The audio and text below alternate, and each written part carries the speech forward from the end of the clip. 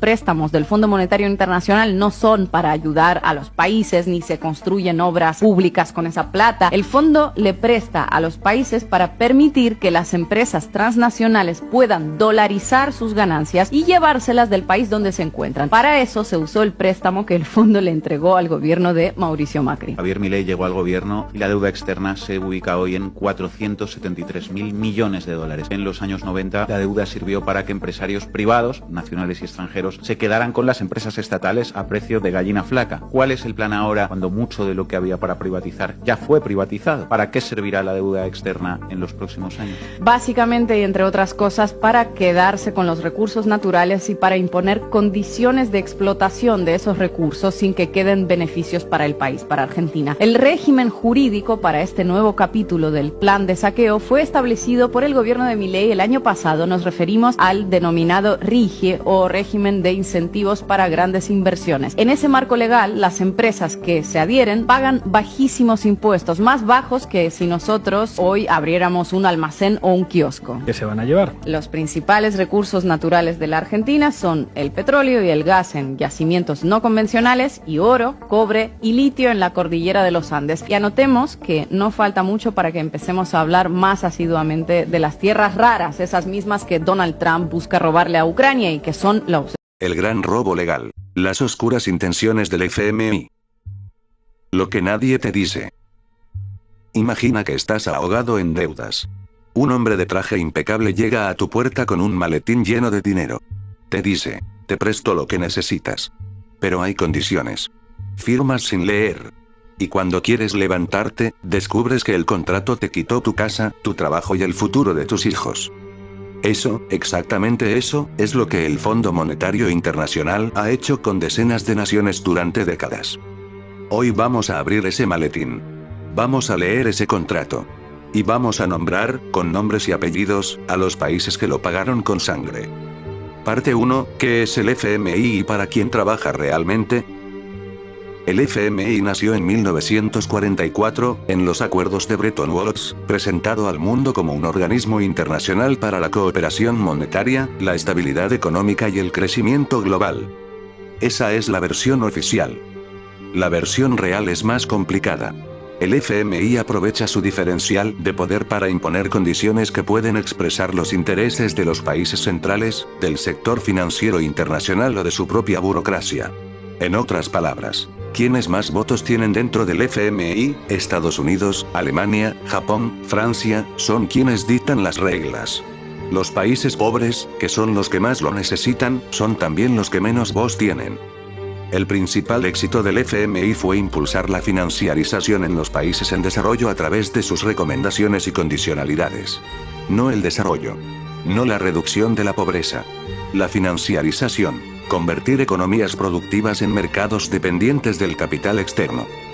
Parte 2. La trampa del préstamo. Las condicionalidades. Aquí está el corazón del mecanismo.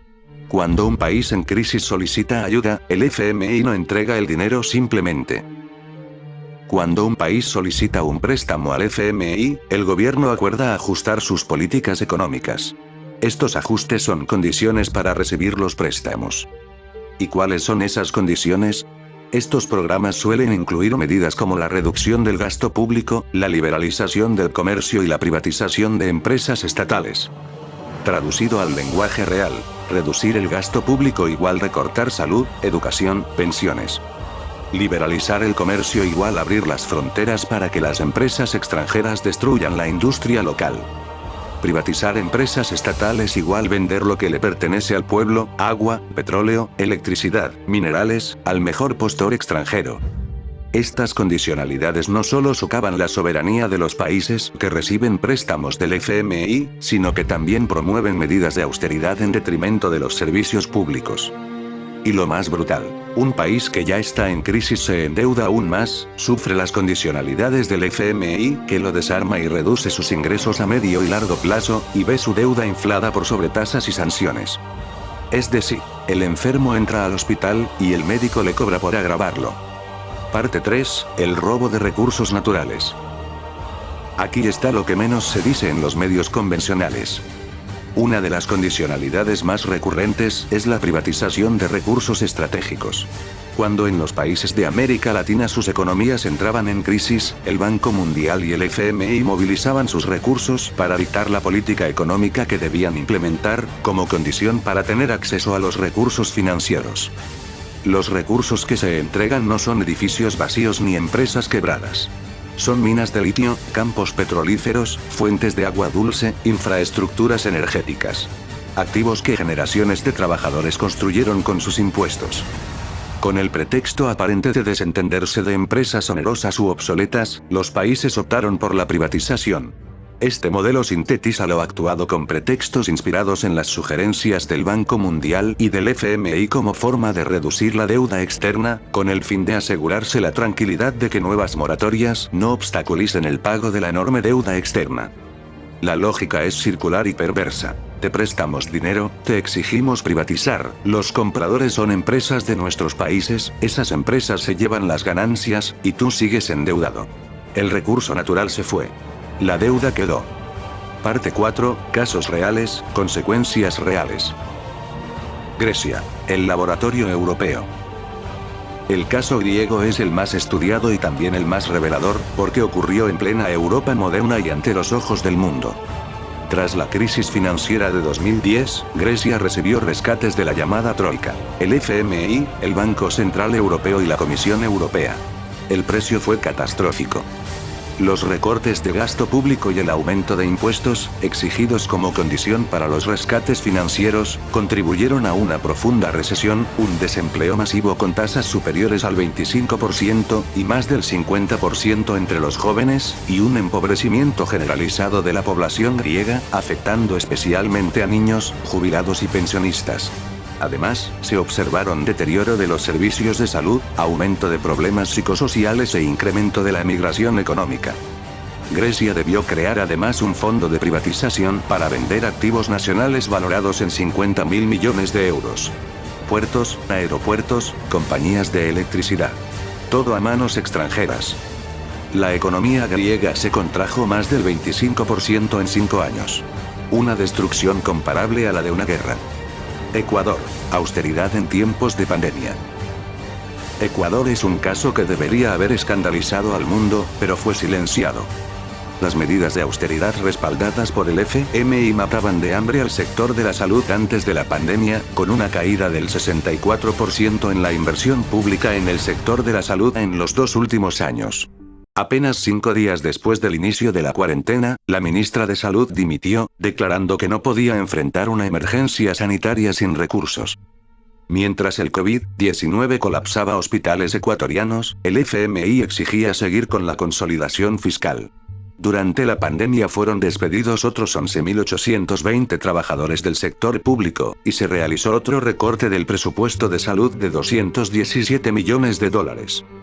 La reducción del gasto social afecta más a los pobres, las mujeres y los marginados, al tiempo que beneficia a los acreedores y aumenta los beneficios de los ricos. Argentina, el ciclo que no termina. Argentina tiene una historia de décadas con el FMI, y es quizás el ejemplo más doloroso de una trampa que se repite una y otra vez. Tras hacerse efectivo el acuerdo con el FMI, las condiciones impuestas al gobierno argentino incluyen reformas impositiva, laboral y previsional, quita de subsidios a la energía, acelerar las privatizaciones, consolidar la desregulación de la economía, y mantener la reducción del gasto público. El acuerdo establece que la acumulación de reservas monetarias se verá respaldada, entre otras acciones, por la privatización y la venta de activos y concesiones. Esto incluye sectores como la electricidad, la minería y la distribución de agua. El patrón es siempre el mismo. La deuda justifica las privatizaciones financian el pago de la deuda, y la deuda nunca desaparece. Parte 5, el doble estándar. Una ley para pobres, otra para ricos. Este es el punto que más duele.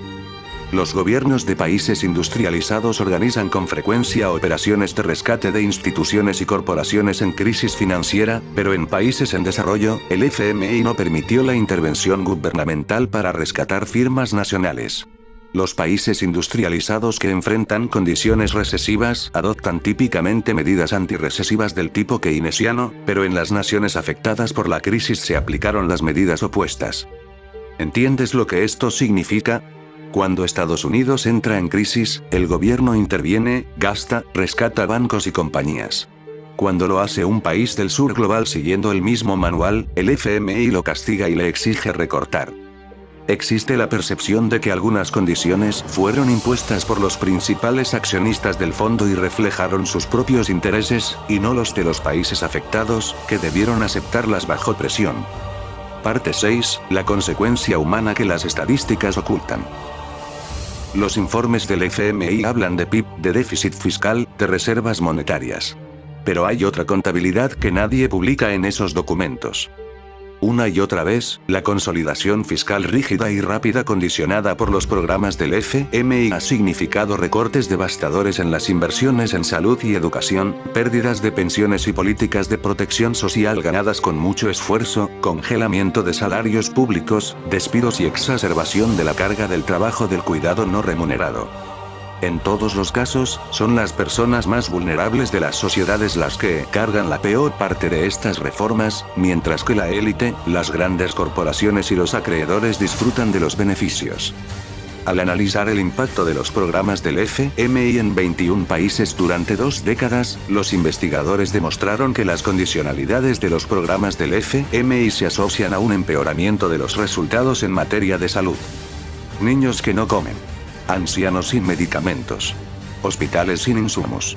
Maestros sin sueldo. Eso es lo que oculta la palabra ajuste. Cierre, ¿qué hacer con esta información? El FMI no es el único culpable.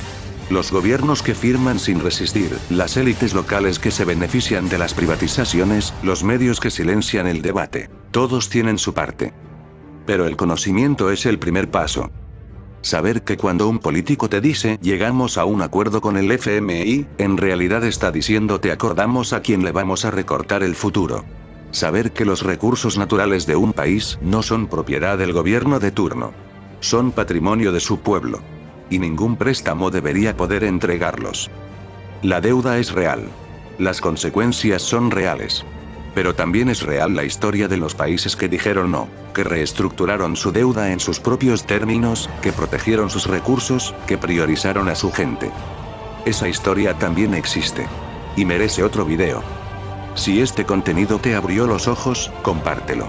El silencio es el mejor aliado de estos mecanismos. La información es tu arma. Eso es todo, amigos. Compartan los vídeos y suscríbanse en el canal. Es por eso que el gobierno de Rodrigo Paz quiere endeudar al país. Para que seamos esclavos del FMI. Y cabe a nosotros el pueblo defender a nuestro país para que esto no pueda suceder. Somos anónimos. Somos legión. Nosotros no perdonamos. No olvidamos. Espéranos. Ciudadanos del mundo. Hoy nos encontramos en una encrucijada y debemos tomar una decisión. O peleamos por lo que es correcto, o seguiremos permitiendo ser controlados por la avaricia de otros. Luchamos por la libertad de expresión.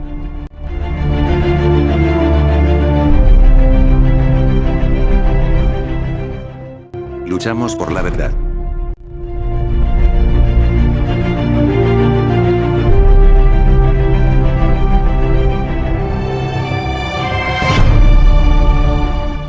Únete a nosotros.